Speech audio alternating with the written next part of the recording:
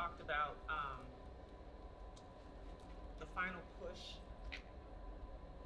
coming in the second half versus the final push being at the start. And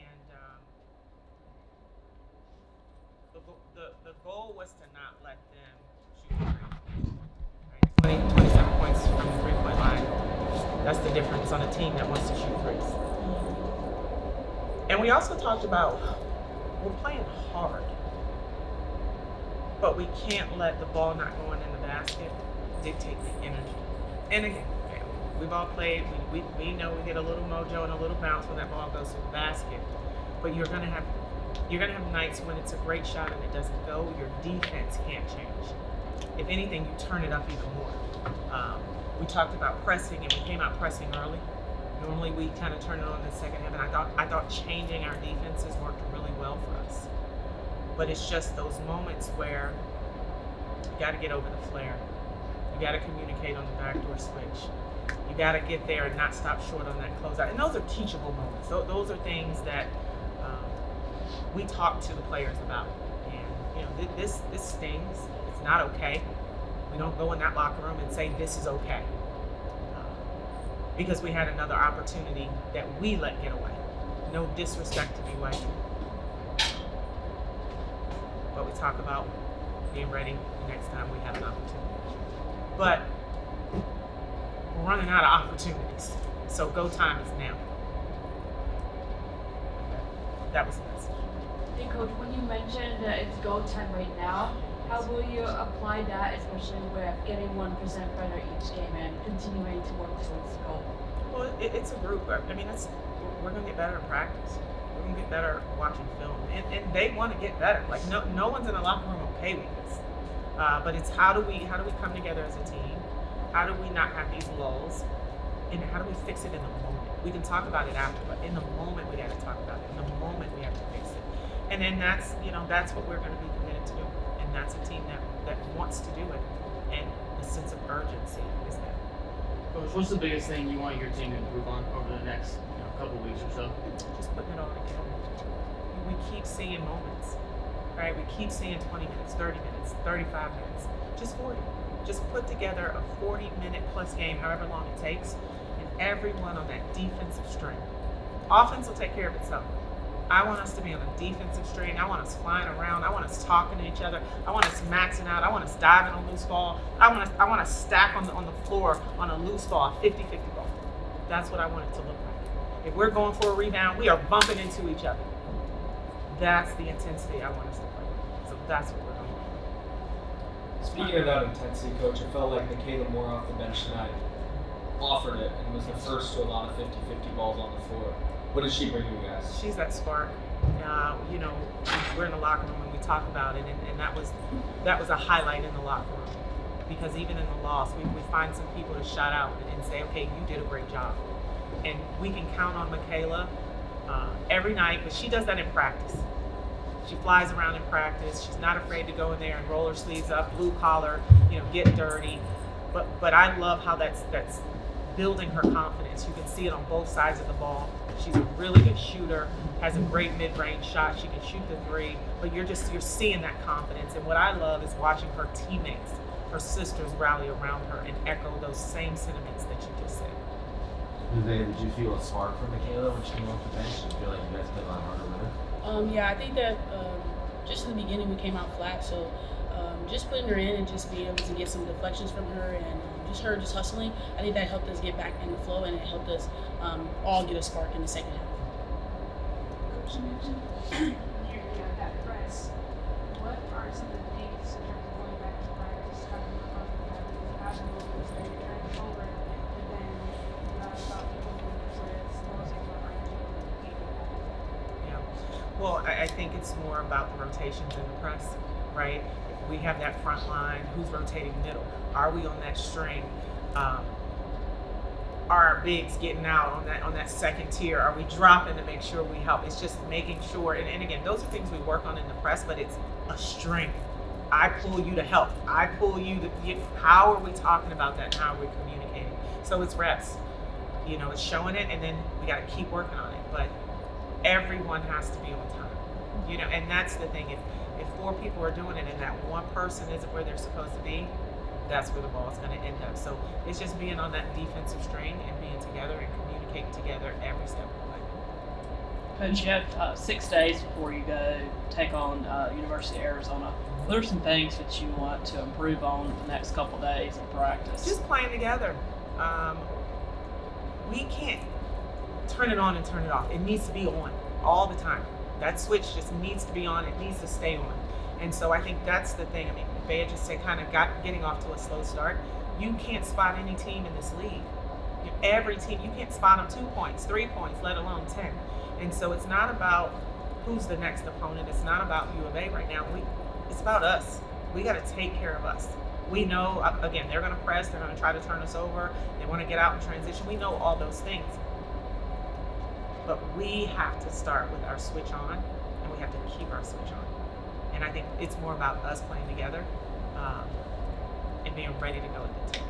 How important is it good for you to have this 6 days in between the games for you to be able to work on your stuff? I think it is, right? It'll give us time to rest and reset. Players play a lot of minutes. We're down a ton of players. And so that part, just taking care of their bodies. But it's just, we got to prepare. And, this is a big game, as every game is, but this one especially. And so we need extreme focus. We need some recovery for some of our players. So we are 100% and ready to max it out. You talked about how they had 9 3-pointers tonight. It felt like a lot of those were created off of paint touches. Mm-hmm. Do you feel like that was a lack of effort, a lack of communication? Well, I think it was a couple of things, right? Obviously, whether it was off their ball screen, whether it was in transition and us not getting back. But I thought we overhelped. When we weren't supposed to. We don't help off strong side. I thought we kind of dug in there.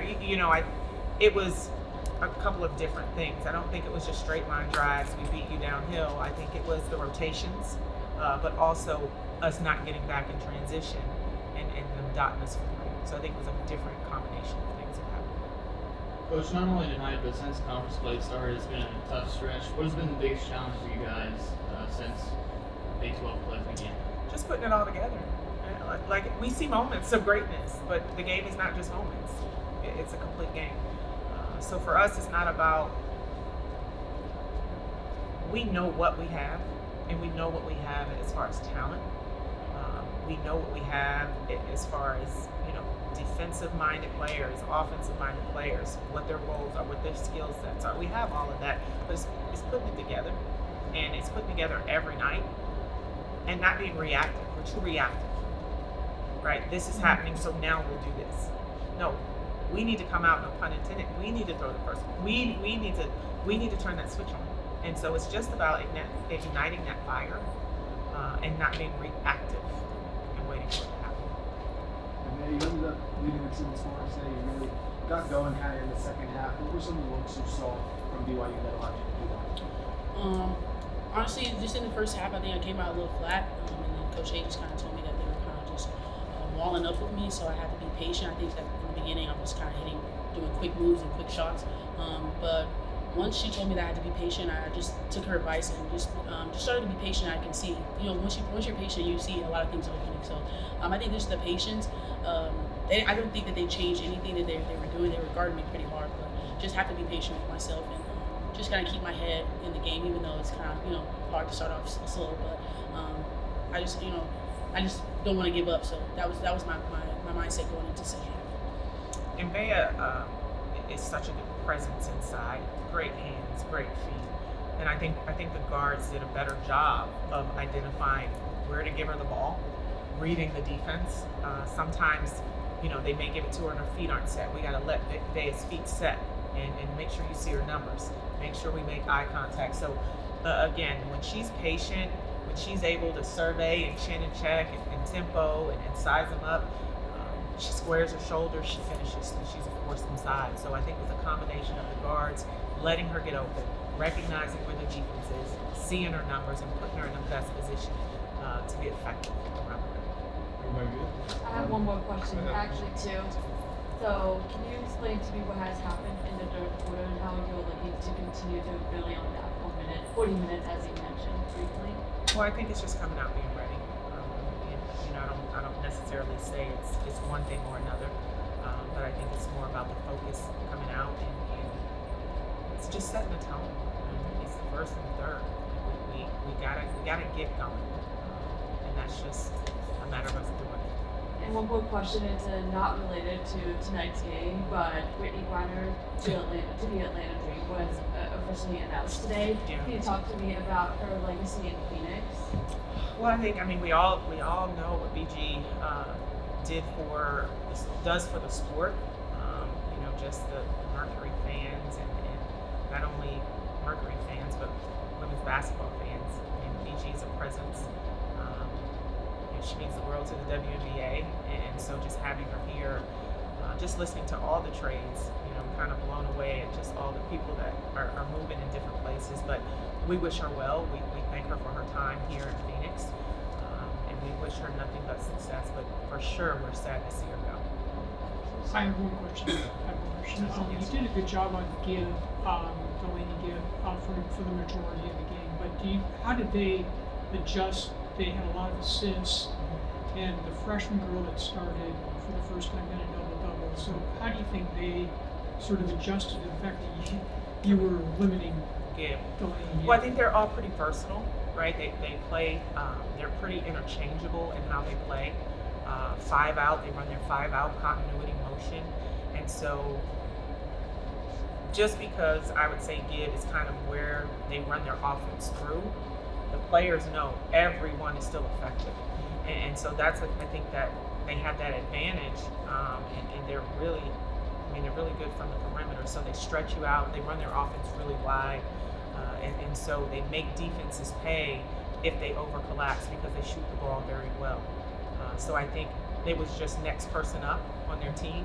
Maybe they didn't have that opportunity before. I thought Jazz did a phenomenal job on give, but we were switching guard to guard, so everyone had an opportunity to guard her, but credit them, the next player stepped up.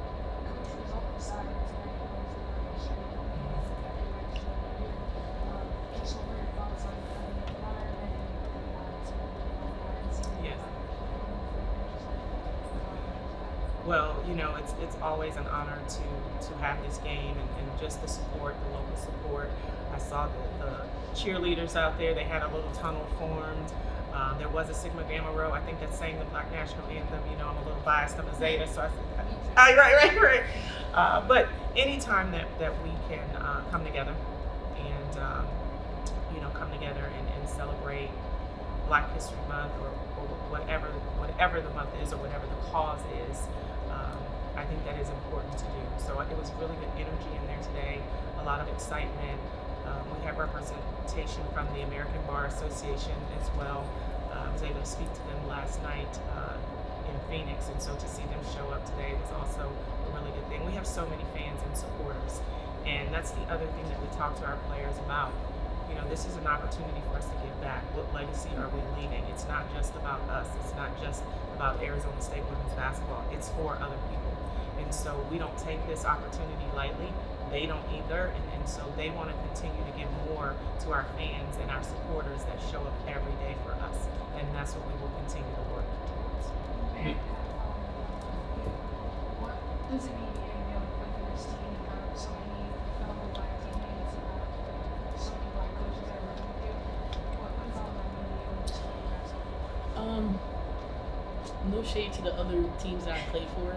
This is my first team that has been predominantly Black, and I think that just coming in it gives me I'm comfortable, and I can open up and I can be who I am without kind of the backlash and all of this stuff, and just being comfortable, and then also just being able to see all of these amazing Black people that are on my staff and on the team that are just able to just show Black excellence and show that we're thriving and we're here and we deserve to be here. So I think that's my mindset about this whole organization. And then how are you going to improve, and how are you going to help your team get support? I think just since Iowa State game, I've kind of been kind of inconsistent with the numbers. I think it's just I get in my head a lot about the pressure. I have a lot of pressure on me, and also just being a leader. I want to make sure that everything I show up the best that I can, because I think that when you're a leader and you show up, I think other people follow. And I just gotta continue to get out of my head and just continue to be here for my teammates, whether I'm scoring or not. I need to get rebounds, get stops, help side, things like that. So I think that just me getting out of my head and just continue to be a leader, I think that will help the slow starts that we're having.